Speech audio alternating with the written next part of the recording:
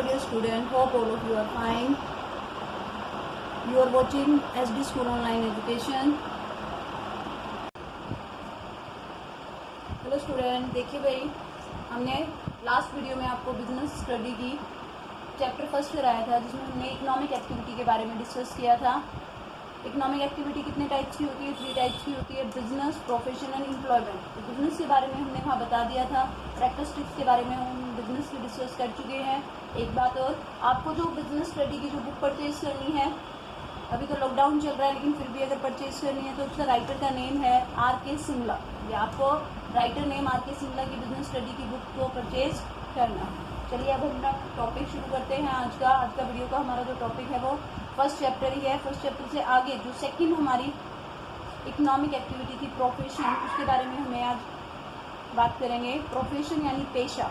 आपने अपने पेशेवर लोगों को देखा होगा, जैसे एक डॉक्टर है, एक लॉयर है, ये पेशेवर लोग होते हैं। क्लियर?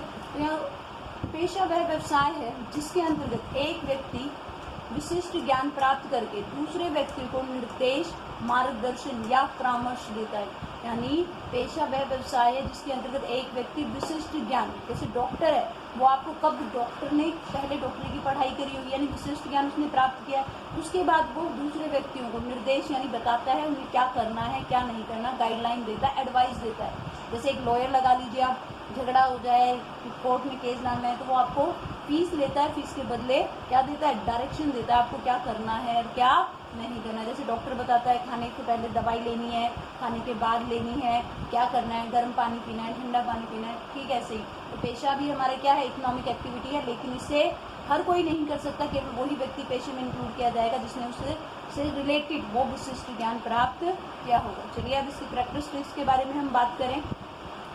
पेशे की अगर हम कैरेक्टरिस्टिक्स के बारे में बात करें तो पेशे की जो फर्स्ट कैरेक्टरिस्टिक्स है वो ये है, विशिष्ट ज्ञान व तकनीकी कौशल। विशिष्ट ज्ञान व तकनीकी कौशल ये कह रहे पेशे की पहली विशेषता यह है कि एक पेशेवर व्यक्ति में विशिष्ट ज्ञान व तकनीकी चातुर्य का होना है। एक साधारण व्यक्ति जो काम कर रहा है वो पेशा नहीं कहलाया जाएगा। क्लियर? एक साधारण व्यक्ति द्वारा किए जाने वाला काम को पेशा नहीं कहा जा सकता। नंबर 2 पर देखिए, प्रशिक्षण व अनुभव प्राप्त करने की औपचारिक व्यवस्था। पेशे को प्रशिक्षण तथा अनुभव प्राप्त करने की औपचारिक व्यवस्था होनी चाहिए। जैसे डॉक्टरी करने के लिए कॉलेजेस खुले हुए हैं, क्लियर? डॉक्टर को अंडर प्रैक्टिस करना पड़ता है। लॉयर के लिए भी वकालत का एक कोर्स करना आपको पड़ता है, लॉ करना पड़ता है, क्लियर? तो प्रशिक्षण यानी ट्रेन होने के लिए और एक्सपीरियंस वकालत करने के बाद भी लॉयर को अपनी प्रैक्टिस इंडिपेंडेंटली शुरू करने से पहले किसी वकील के अंडर यानी किसी लॉयर के अंडर 1 साल काम करना पड़ता है। चलिए, तो प्रशिक्षण व अनुभव प्राप्त करने की औपचारिक व्यवस्था होनी चाहिए, फॉर्मल व्यवस्था यहाँ होनी चाहिए, जिसका ज्ञान प्राप्त करने के लिए, यानी इसका मतलब है इसका ज्ञान प्रदान करने के लिए, ये जो पेशे के लिए जो विशिष्ट ज्ञान जो चाहिए होता है उसे प्राप्त करने के लिए संस्थाएं होती हैं जो जहाँ पर वो पेशे से रिलेटेड ज्ञान प्रदान किया जाता है। नंबर 3 पर देखिए, प्रतिनिधित्व पेशेवर संघ का होना।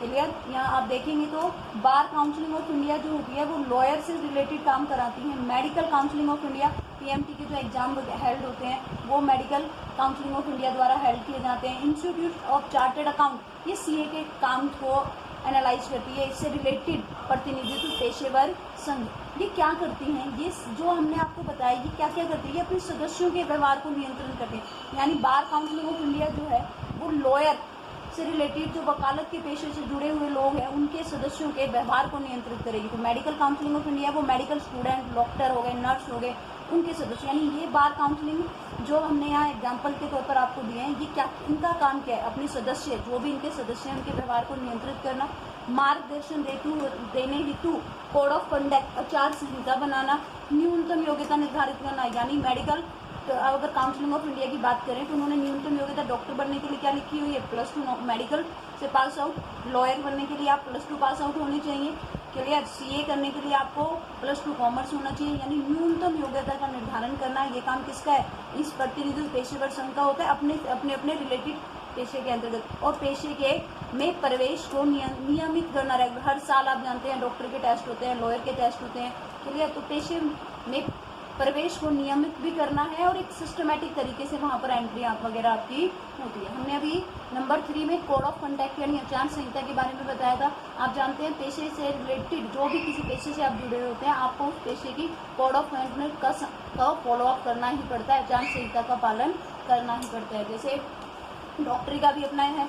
आचार संहिता में क्या आते हैं? आचार संहिता में रिलेटेड पेशेवर के नियम, ईमानदारी, सत्यनिष्ठा, नैतिकता के नॉर्म्स के पैमाने को शामिल किया जाता है। स्वीकृत पेशे जिन्होंने आजकल पेशे का रूप धारण कर लिया है, जैसे कानून हो गया, चिकित्सा हो गया, लेखा शास्त्र हो गया, इन सब के अपना अपना क्या है कोड ऑफ कंडक्ट है, जो कि उनके सदस्यों पर पूरी तरीके से लागू होता है और उन्हें इस कोड ऑफ कंडक्ट का पालन करना पड़ता है। पेशे की एक सबसे बड़ी विशेषता जो आती है वो है आर्थिक स्वार्थ के स्थान पर सेवा भावना को प्राथमिकता देना।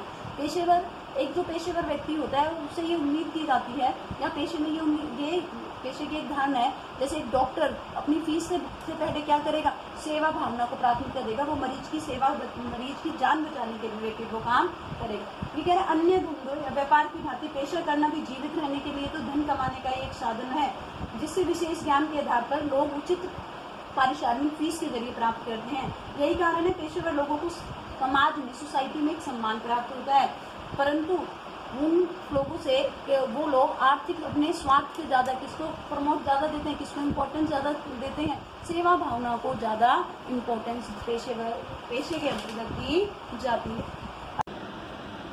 हमारी नेक्स्ट इकोनॉमिक एक्टिविटी है वो है एम्प्लॉयमेंट यानी कि रोजगार। इसका अर्थ उस आर्थिक क्रिया से है जिसके अंतर्गत लोग दूसरों के लिए काम करते हैं और प्रतिफलस्वरूप पारिश्रमिक, वेतन, मजदूरी आदि के रूप में प्राप्त करते हैं। यानी जब आप दूसरे लोगों के लिए काम करते हैं, जैसे मैं स्टोर में जॉब करती हूँ तो वो मेरा क्या है? रोजगार है। आपके फादर, आपके चाचा, जो भी लोग कहीं दूसरों के लिए जाकर दूसरे की फर्म में, दूसरे की कंपनी में जाकर अगर जॉब करते हैं तो वो रोजगार की कैटेगरी में आ जाते हैं। फीचर्स की बात करें तो फीचर्स के लिए इसके अंतर्गत दूसरों के लिए सेवा, व्यक्ति दूसरों के लिए काम करता है। व्यक्तिगत सेवा, अगर आप एज ए जॉब कहीं ज्वाइन करते हैं तो आपको ही वहाँ जाना होगा। ऐसा नहीं आज आपका मन नहीं है तो आपने अपने ब्रदर सिस्टर को कहीं भेज दिया।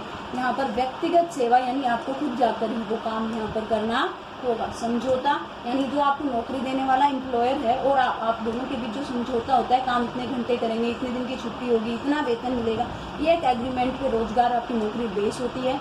आप नौकर होते हैं जिसके यहाँ आप काम कर रहे हैं, उसका सर्वेंट के तौर पर आप वहाँ काम कर रहे हैं। नंबर 5, पूंजी की आवश्यकता नहीं। रोजगार में आपको पूंजी की कोई आवश्यकता नहीं, बस आपको वहाँ जाकर 8 घंटे 5 घंटे जो भी आपके कॉन्ट्रैक्ट के अनुसार आपको काम दिया गया है उसको करना है। आपको यहाँ पर किसी भी तरीके की पूंजी की आवश्यकता नहीं होती है। रिस्क नहीं। रोजगार के अंतर्गत सबसे बड़ी अगर बात करें तो जो भी रिस्क फैक्टर इन्वॉल्व होता है वो नौकरी कर रहे हैं आप तो वो मालिक का होता है, जिन्होंने आपको नौकरी दी। आपका यहाँ पर रिस्क नहीं होता है, सारा का सारा रिस्क किसका है? मालिक का है। नियोक्ता की प्रकृति यानी एम्प्लॉयर जो आपको नौकरी देने वाला है वो कौन होगा? वो नियोक्ता की प्रकृति की बात करें तो नौकरी देने वाला आपको सरकार भी हो सकती है, तो सरकारी नौकरी है। क्लियर। और निजी सेक्टर, प्राइवेट सेक्टर, जैसे स्कूल है प्राइवेट, जैसे हम जो हमारे स्कूल में हम जॉब कर रहे हैं तो नियोक्ता की प्रकृति कैसी होगी? निजी सेक्टर, जिसे हम प्राइवेट सेक्टर के नाम से भी जाना लेते हैं। अब थोड़ी देर में हम एक एग्जाम्पल के थ्रू आपको एम्प्लॉयमेंट और प्रोफेशन में डिफरेंस क्रिएट कर देते हैं। एक जब वकील, जब लॉयर बनने के बाद यानी अगर उसने वकालत का कोर्स कर लिया और वो लॉयर बन गया, अगर वो इंडिपेंडेंटली अपनी प्रैक्टिस शुरू कर देता है, तो वो प्रोफेशन की कैटेगरी में आता है। यानी स्वतंत्र होकर अपना बैठ गया, अपना ऑफिस खोल लिया घर में, तो वो एम्प्लॉयमेंट है। लेकिन अगर वही डॉक्टर, वही वकील अगर एक फर्म, एक कंपनी, मल्टीनेशनल कंपनी ज्वाइन कर लेता है और उस कंपनी के केस लड़ता है तो वो रोजगार की कैटेगरी में आ जाता है। ठीक है, ऐसे एक डॉक्टर जब अपना खुद का हॉस्पिटल खोलेगा तो वो प्रोफेशन है, लेकिन वो एक बड़े हॉस्पिटल में जाके नौकरी कर रहा है वहाँ पे तो वो रोजगार की कैटेगरी में आता है। होप आपको समझ में आया होगा।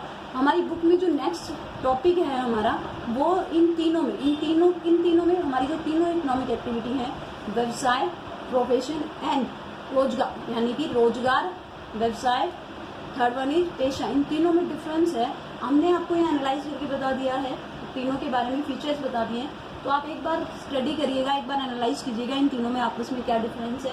नेक्स्ट जो फर्स्ट हमने इकोनॉमिक एक्टिविटी पढ़ी थी हमारी व्यवसाय के उद्देश्य। व्यवसाय हमारी बुक का नाम भी बिजनेस स्टडी है, तो जाहिर सी बात है इसके अंतर्गत हम ज़्यादा डिस्कशन या ज़्यादा जिस टॉपिक पर हम फोकस करेंगे वो किस पर करेंगे, व्यवसाय पे करेंगे। और व्यवसाय पे करेंगे तो अब हमारा नेक्स्ट टॉपिक आता है व्यवसाय के उद्देश्य। एक जो बिजनेस है, जो बिजनेस किया जाता है उसके ऑब्जेक्टिव क्या क्या हैं। बिजनेस के ऑब्जेक्टिव को यहाँ पर 2 पार्ट्स में हमने डिवाइड किया है। फर्स्ट वन इज आर्थिक उद्देश्य, क्योंकि व्यवसाय एक आर्थिक क्रिया है तो जाहिर सी बात है इसके आर्थिक उद्देश्य भी होंगे।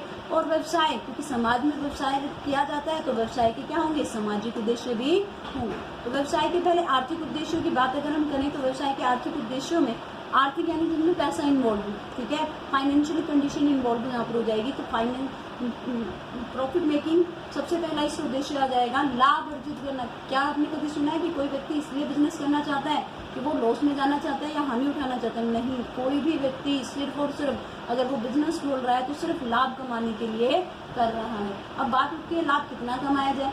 लाभ अधिकतम होने चाहिए या पर्याप्त लाभ होने चाहिए। अधिकतम लाभ की अगर एक बिजनेसमैन जब अधिकतम लाभ के बारे में सोचता है तो यानी वो क्या करेगा, जमाखोरी करेगा, काला बाजारी करेगा, मिलावट करेगा? नहीं, ये उसे नहीं करना चाहिए। उसे क्या करना चाहिए, उसे पर्याप्त लाभ के बारे में सोचना चाहिए। पर्याप्त लाभ यानी इतने लाभ कि उसका खर्चा भी आराम से निकल जाए, उसकी बाजार में या व्यवसाय में उसकी गुडविल भी यानी उसका नाम, उसका फेम भी बना रहे। नंबर 2 पर है ग्राहक सर्जन। अगर हम ग्राहक सर्जन की बात करें तो आप जानते हैं व्यवसाय का पहला उद्देश्य हमने क्या बताया, लाभ अर्जित करना। लाभ आप कब अर्जित करेंगे, जब आपके पास आपके ग्राहक होंगे, यानी लोग आपका प्रोडक्ट खरीदेंगे। और ग्राहक सर्जन मतलब क्या है, नए नए ग्राहकों को अपने साथ, अपने बिजनेस के साथ जोड़ना। ग्राहक होंगे, सामान बिकेगा तो प्रॉफिट होगा, क्लियर। तो ग्राहक आपकी तरफ कब अट्रैक्ट होंगे, जब आप उन्हें अच्छी क्वालिटी का प्रोडक्ट अच्छे रेट में देंगे, उनके साथ धोखाधड़ी नहीं करेंगे, अच्छा बिहेव करेंगे, आपके प्रोडक्ट से उचित मूल्य लेंगे उनसे, और आपके प्रोडक्ट से ग्राहक क्या होंगे, सेटिस्फाई होंगे। तभी वो आपकी तरफ आपके ग्राहक जो है क्रिएट कर पाएंगे, आप नए नए ग्राहकों को अपने साथ जोड़ पाएंगे, क्लियर।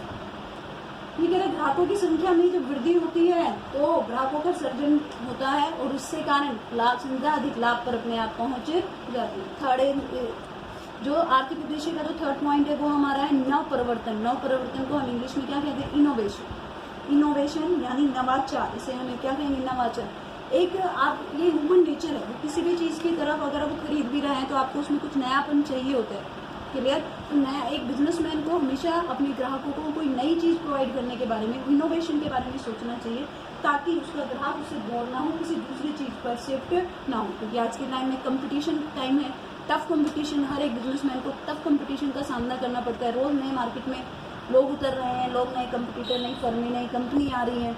तो इस हिसाब से हमें अपने बिजनेस में इनोवेशन करते रहना चाहिए।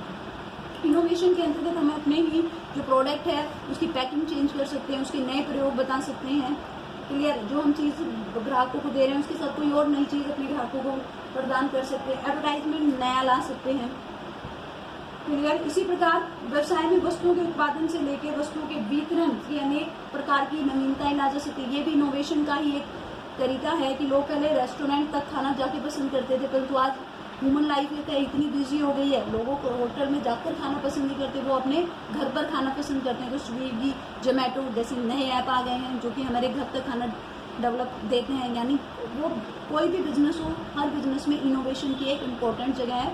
इनोवेशन के कारण ही वो इस टफ कंपटीशन में अपनी जगह मार्केट में वो बनाए रख सकते हैं। तो व्यवसाय के उद्देश्य की अगर हम बात करें तो आर्थिक उद्देश्य को हमने 3 कैटेगरीज में बांटा है।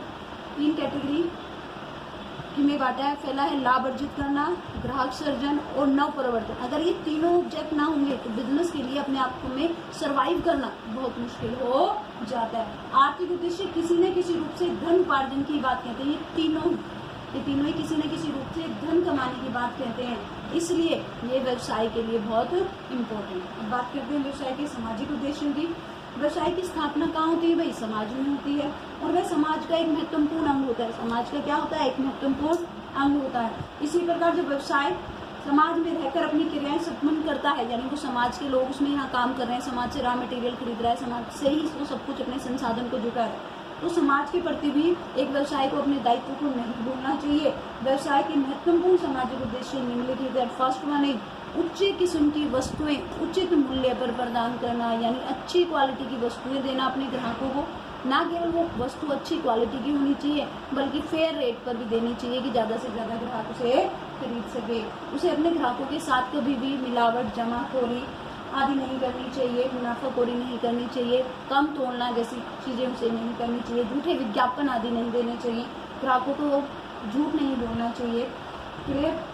ठीक है ना। मिलावट, जमाखोरी और मुनाफाखोरी तीनों समाज विरोधी कार्य हैं, इसलिए एक व्यवसाय को इनसे दूर ही रहना चाहिए। नंबर 2 पर है समाज के विकास में योगदान। व्यवसाय जिस समाज में जन्म लेता है, फलता फूलता है, उसके विकास में उसे निश्चित रूप से योगदान देना चाहिए। उसे पुस्तकालय, चिकित्सालय, शैक्षणिक संस्था आदि स्थापित करके व्यवसाय अपने उद्देश्यों को पूरा कर सकता है। यानी उसे सड़क बन रही है, जैसे अब लॉकडाउन का पीरियड चल रहा है, तो व्यवसाय उस लॉकडाउन के पीरियड में गरीब लोगों की मदद कर सकता है, भूखों को खाना खिला सकता है, तो समाज के विकास में उसे अपना योगदान देना चाहिए। विनियोजकों को पर्याप्त लाभ। विनियोजक वो व्यक्ति होता है जिसने हमारे बिजनेस में पैसा इन्वेस्ट किया है। बड़ी बड़ी कंपनीज वगैरह में आप देखेंगे तो शेयर जो हम खरीदते हैं, अंश जिसे हम बोलते हैं, शेयर मार्केट में पैसे लगाकर बड़ी बड़ी कंपनियां खोली जाती हैं। समाज के अनेक व्यक्ति व्यवसाय उपकरणों के इन कंपनियों के अंश खरीदते हैं। अंशधारी द्वारा लगाई गई पैसों से ही वो कंपनी का बिजनेस चल रहा है, वो व्यवसाय चल रहा है। इसलिए व्यवसाय का ये सामाजिक उत्तरदायित्व है कि जिन्होंने वो पैसा लगाया है उन पर उन्हें पर्याप्त लाभ, एक अच्छा रिटर्न उन्हें उपलब्ध कराएं। उन्हें डिविडेंड के तौर पर, ये जो वर्ड है डिविडेंड, इनके बारे में हम आगे बात करेंगे, आएगा लाभांश। क्लियर? लाभ का जो हिस्सा अंशधारियों में बांटा जाता है उसे लाभांश कहा जाता है। नंबर 4 पर सामाजिक उद्देश्य की बात करें तो है रोजगार उपलब्ध कराना। आज बेरोजगारी की समस्या बहुत बड़ी समस्या बनकर उभर रही है। इंडिया जैसे एक डेवलपिंग कंट्री में आज बेरोजगारी की समाज की सबसे बड़ी समस्या है। व्यवसाय को उद्देश्य इस समस्या को दूर करना होना चाहिए। अपने देश में ही उपलब्ध लोगों को रोजगार के अवसर उपलब्ध कराने चाहिए। बेसहारा विकलांग लोगों की तरफ भी एक व्यवसाय को ध्यान देना चाहिए, यानी अपने यहाँ कुछ सीटें ऐसे लोगों के लिए भी उपलब्ध करानी चाहिए ताकि समाज के विकास में हम अपना योगदान दे सकें। ये है हमारे व्यवसाय के उद्देश्य। होप आपको समझ में आया होगा। Thank you.